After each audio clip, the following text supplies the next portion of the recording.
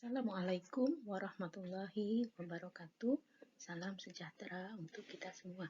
Pada kesempatan kali ini, saya akan menyampaikan materi mengenai pengenalan terhadap tabel periodik. Materi ini saya sampaikan sebagai pengantar untuk mengikuti mata kuliah kimia unsur. Materi yang akan saya sampaikan dibatasi pada pengertian mengenai periode, grup, dan blok-blok yang ada pada tabel periodik. Ini adalah gambar tabel periodik. Bagian dari kiri ke kanan, kolom dari kiri ke kanan disebut dengan grup. Terdapat sebanyak 18 grup dari semua unsur yang ada pada tabel periodik. Sementara baris dari atas ke bawah disebut dengan periode. Terdapat sebanyak 7 periode dari unsur-unsur yang ada pada tabel periodik.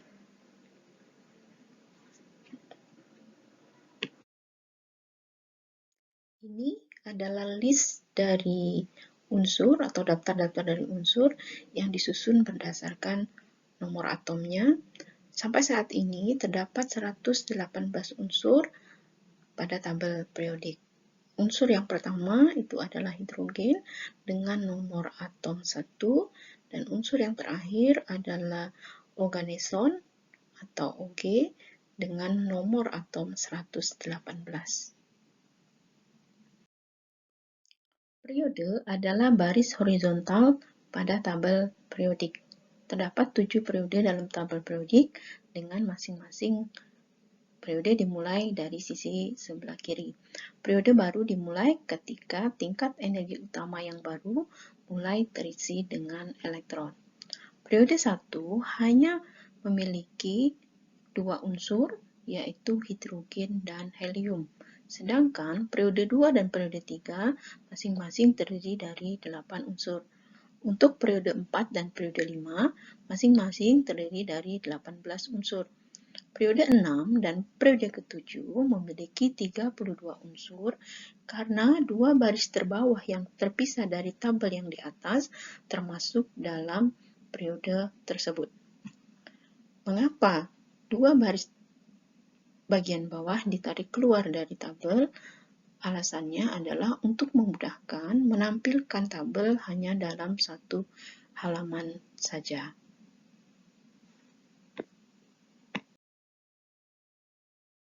Grup adalah kolom vertikal pada tabel periodik yang disusun berdasarkan jumlah elektron pada kulit terluar. Terdapat sebanyak 18 grup pada tabel periodik. Ada 2 sistem penomoran yang umum digunakan untuk menentukan grup, dan tentu saja kita seharusnya familiar atau mengenal kedua sistem tersebut. Sistem tradisional yang digunakan di Amerika Serikat melibatkan penggunaan huruf A dan B. 2 grup pertama adalah grup 1A dan grup 2A, sedangkan 6 grup terakhir adalah grup 3A sampai dengan grup 8A. Grup bagian tengah menggunakan huruf B dalam sistem penamaannya. Sayangnya, terdapat sedikit perbedaan dengan yang diterapkan di Eropa, sehingga untuk menghilangkan kebingungan atau kekeliruan, maka International Union of Pure and Applied Chemistry atau IPAC memutuskan bahwa sistem penomoran grup secara resmi itu disederhanakan menjadi grup 1 sampai grup 18 yang dimulai dari sebelah kiri ke kanan dari grup. Namun, kita juga bisa menemukan dalam tabel periodik yang langsung memperlihatkan 2 sistem penomoran dalam satu tabel periodik. Jadi, kita bisa menemukan sistem penomoran dengan menggunakan huruf dan sistem penomoran dengan menggunakan angka 1 sampai 18 dalam satu tabel periodik saja. Pada tabel periodik dikenal juga pembagian unsur-unsur berdasarkan pada bloknya. Di sini pada gambar kita dapat melihat terdapat 4 blok yang ada pada tabel periodik, yaitu blok S, blok P, blok D, dan blok F. Untuk penjelasan lebih lanjut mengenai blok ini akan kita lanjutkan pada slide berikutnya. Blok dari tabel periodik adalah sekumpulan unsur-unsur yang disatukan oleh orbital dari elektron-elektron valensinya. Istilah blok ini pertama kali digunakan oleh Charles Jenner. Masing-masing blok dinamakan berdasarkan orbital karakteristiknya, yaitu blok S, blok P, blok D, dan blok M. Penamaan blok SPDF ini berasal dari notasi spektroskopik untuk nilai bilangan kuantum azimut, di mana untuk sharp S itu bilangan kuantum azimutnya sama dengan 0, kemudian per simple atau P, di mana bilangan kuantum azimutnya sama dengan 1, D atau diffuse untuk bilangan kuantum azimut sama dengan 2, dan fundamental atau F untuk bilangan kuantum azimut sama dengan 3. Nanti penamaan selanjutnya itu dilakukan berdasarkan urutan abjad. Jadi nanti setelah F itu akan ada G, H, dan seterusnya. Blok S berada pada sisi sebelah kiri dari tabel periodik dan terdiri dari unsur-unsur yang berasal dari dua kolom pertama, yaitu hidrogen yang bersifat non-logam dan helium, serta logam alkali atau grup 1 dan logam-logam alkali tanah yang berasal dari grup 2. Konfigurasi elektron valensi secara umum adalah Ns1 sampai 2. Helium adalah merupakan unsur blok S, tetapi terletak atau kita temukan pada grup 18 yang terletak di atas unsur neon yang merupakan bagian dari unsur blok P. Masing-masing baris pada tabel periodik memiliki dua buah unsur yang berasal dari blok S. Logam-logam blok S yang berasal dari periode kedua ke bawah bersifat lunak dan memiliki titik leleh dan titik didih yang rendah. Selain itu, logam-logam blok S juga memberikan warna terhadap nyala, sehingga bisa diidentifikasi melalui warna yang dihasilkan pada nyala. Secara kimia, semua unsur blok S kecuali helium bersifat sangat reaktif.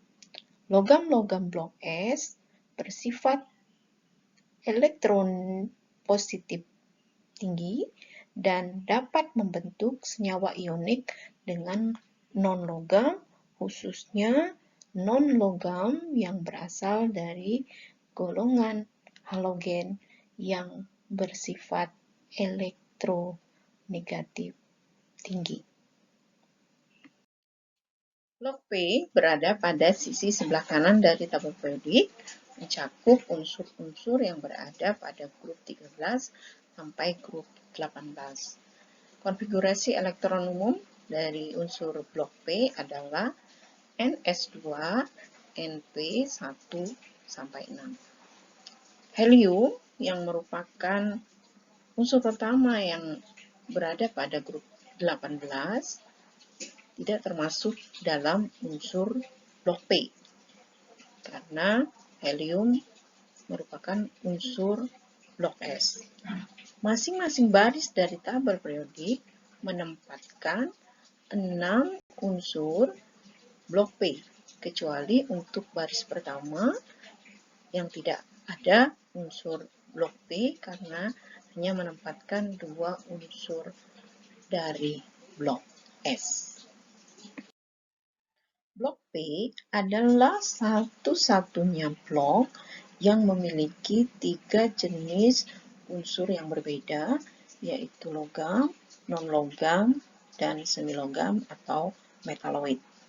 Blok P bisa juga digambarkan berdasarkan grup, yaitu grup 13 disebut dengan icosagen, grup 14 disebut dengan crystallogen, grup 15 pnictogen, grup 16 chalcogen, grup 17 disebut dengan halogen, dan grup 18 adalah grup helium yang disusun atau terdiri dari unsur-unsur gas mulia tetapi tidak termasuk di dalamnya helium dan organison. Sebagai alternatif, blok P juga bisa digambarkan atau dideskripsikan sebagai logam-logam post-transisi, metaloid, non-logam reaktif termasuk di dalamnya halogen, dan gas-gas mulia tidak termasuk helium. Blok D terletak pada bagian tengah dari tabel periodik dan tersusun dari unsur-unsur yang berasal dari grup 3 sampai grup 12, dimulai dari periode yang keempat. Unsur-unsur blok D dikenal juga sebagai unsur transisi karena unsur ini menempati zona transisi. Artinya, unsur-unsur blok D memiliki sifat yang merupakan transisi antara unsur-unsur logam yang bersifat elektropositif tinggi yang berasal dari grup 1 dan grup 2 dan unsur-unsur yang memiliki sifat elektropositif rendah yang berasal dari grup 13 sampai grup 16. Grup 2B atau grup 12 masih dimasukkan sebagai logam blok D, namun kadang-kadang tidak dimasukkan sebagai logam transisi. Mengapa? Karena logam yang berasal dari grup 12 atau grup 2B tidak menunjukkan sifat-sifat kimia yang merupakan karakteristik dari logam-logam transisi, misalnya memiliki bilangan oksidasi yang beragam dan senyawanya berwarna. Unsur-unsur blok D semuanya bersifat logam dan memiliki satu atau lebih elektron orbital D yang aktif secara kimia. Karena terdapat perbedaan energi yang cukup kecil di antara elektron-elektron pada orbital B, maka jumlah elektron yang dapat terlibat dalam ikatan kimia itu menjadi bervariasi. Unsur-unsur orbital D juga memiliki tendensi untuk menunjukkan dua atau lebih keadaan oksidasi. Keadaan oksidasi yang paling umum adalah plus 2 dan plus 3, kromium, besi, molybdenum, ruthenium, tungsten, dan osmium bisa mencapai keadaan oksidasi sampai plus 4, sedangkan iridium juga bisa mencapai keadaan oksidasi sampai plus 9. Pembahasan selanjutnya adalah mengenai unsur blok F. Blok F muncul sebagai catatan kaki dalam tabel standar 18 kolom, tetapi terletak pada bagian kiri tengah dari tabel dengan sistem penuh 32 kolom. Meskipun unsur-unsur ini umumnya tidak dianggap sebagai bagian dari grup manapun, beberapa penulis menganggap bahwa unsur blok F sebagai bagian dari grup 3. Blok F sering juga disebut sebagai logam transisi dalam karena memberikan transisi antara blok S dan blok D pada periode 6 dan periode ke-7. Sama halnya dengan logam transisi yang menjadi jembatan transisi antara blok S dan blok B pada periode 4 dan periode ke-5. Unsur-unsur blok F masuk ke dalam dua series atau dua deret, yaitu pada periode 6 dan periode ke-7. Semua unsur bersifat logam. Elektron yang berada pada orbital 6F bersifat kurang reaktif. Akibatnya, unsur-unsur yang berada pada periode ke-6 bersifat sama satu dengan yang lainnya. Unsur yang berada pada periode ke-7 bersifat lebih aktif, di mana energi dari kulit 5F, 7S, dan 6D mirip. Akibatnya, unsur-unsur ini cenderung memperlihatkan variasi terhadap sifat kimia, seperti halnya logam-logam transisi analognya. Unsur-unsur blok F dikelompokkan karena sebagian besar memiliki satu atau lebih elektron pada orbital F. Dari ke-7 orbital F, 6 orbital masing-masing memiliki 6 loop atau cuping, sedangkan orbital yang ke-7 tampak seperti barbel dengan donat dengan 2 cincin.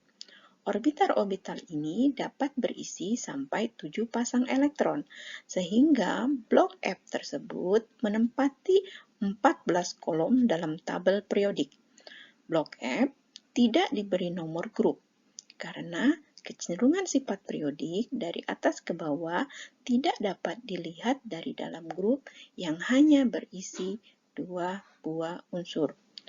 Dua baris beranggotakan 14 unsur dari blok F kadang-kadang disebut sebagai lantanida dan aktinida, yang merupakan nama untuk himpunan unsur lebih berdasarkan pada sifat kimianya daripada berdasarkan konfigurasi elektronnya. Lantanida adalah 15 unsur dari lantanum atau La ke lutetium atau Lu. Sedangkan aktinida adalah 15 unsur dari aktinium atau Ac ke lawrencium atau Lr.